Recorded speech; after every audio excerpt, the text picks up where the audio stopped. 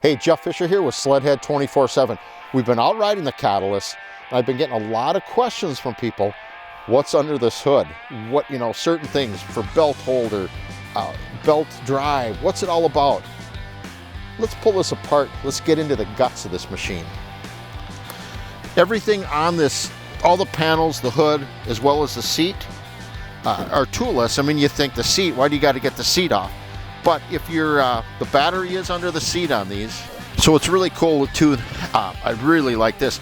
They went to a clear oil tank so you can see it. Anybody, the Arctic Cat guys, had the aluminum tank. It was hard to see what was in it. They also were able, because they narrowed this up, this is in almost 12 inches further. Remember, the oil tank was out here on the old models, so they central massed everything with this oil tank. Now the belt drive, it's pretty much so an industry standard belt, nothing fancy as far as that goes. But what's really cool, what Cat has done is they're offering different pulleys.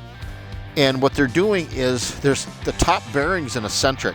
So you just have to pull it, and there's different holes that you need to place it in depending on what gear ratio you're trying to go. So you're going to use the same belt and you can change your pulleys. There's certain gear rate in a list of everything. Great idea. Kudos to them on that. But just looking at that cool stuff, I mean, just simple things that they did. The rubber over the springs so they don't vibrate.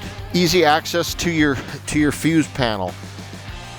It just makes it so simple to be able to work. They're trying to make this thing just real user friendly. On the clutch side here, we have the adapt clutches.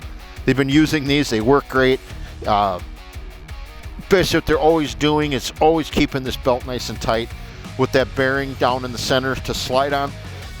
What that does is always gives us a nice crisp start, less belt slippage, lower belt temps, longer belt life. All the above, it's great. Have your coolant reservoir here, another one that's super simple to get at. There again, you notice the springs. They have a composite back for the belt guard to keep any belt or heat or debris going back into the motor and try to keep the heat off the motor from getting on the clutch. So another great, the engineering thought that through real well. And then they incorporated under the hood with the air intake. They actually have a spot here to put your spare belt, which is, you're gonna have to take the hood off to get at it, but make it easy to get at it.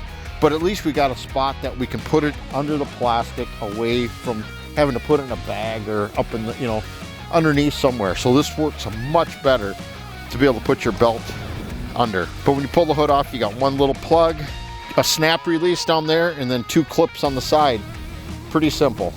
First look at, the motor, it's a lay down motor, which Arctic Cat's been using, since the early 2000s. But what they've done is they've been able to move it back and down even lower. So what's really cool about this sled is you come into corners and you don't get that inside ski lift. Even if the front end kind of pushes, if the carburetors break loose in the loose snow, it doesn't grab and lift the ski. It still lays flat. A lot of the reason why it lays so flat is because of the low center of gravity that they have done and central mass this machine. Another thing they've done to separate like the trail sleds to the mountain sleds is the actual angle of like the belt, the case, and they actually have the axle pulled closer forward to help center the machine for mountains, and they pull it back to kind of lengthen the trail sleds out. So it's just cool how they're able to make those changes in the chassis and then be able to move the suspension around also.